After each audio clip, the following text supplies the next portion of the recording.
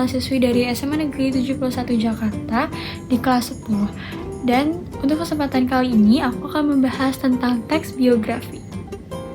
Kali ini kita akan membahas tentang nama pahlawan yang mungkin terdengar asing di telinga sebagian orang, namun juga terdengar familiar di telinga sebagian orang, yaitu Hos Cokroaminoto. Haji Omar Said Cokroaminoto atau yang kerap disapa Hos Cokroaminoto adalah salah satu tokoh penting dalam sejarah pergerakan nasional Indonesia. Ia dikenal sebagai pemimpin besar organisasi pergerakan rakyat serta guru bagi banyak tokoh nasional yang kemudian berperan dalam perjuangan kemerdekaan. Haji Omar Said Cokroaminoto lahir pada 16 Agustus 1882 di Ponorogo, Jawa Timur. Ia berasal dari keluarga priai. Ayahnya adalah seorang pejabat pemerintahan pada masa kolonial Belanda. Sejak kecil, Cokroaminoto mendapatkan pendidikan yang cukup baik. Ia bersekolah di Osvia, yaitu sekolah untuk calon pegawai pemerintahan pribumi.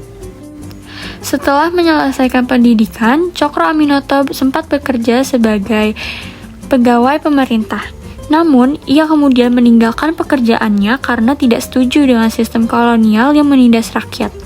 Ia lalu aktif dalam kegiatan sosial dan politik yang bertujuan memperjuangkan hak-hak rakyat Indonesia. Nama Cokroaminoto semakin dikenal ketika ia bergabung dengan organisasi Sarekat Islam.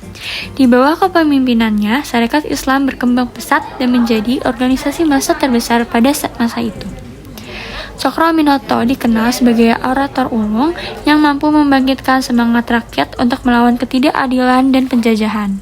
Selain sebagai pemimpin pergerakan, Cokroaminoto juga dikenal sebagai guru bagi banyak tokoh besar.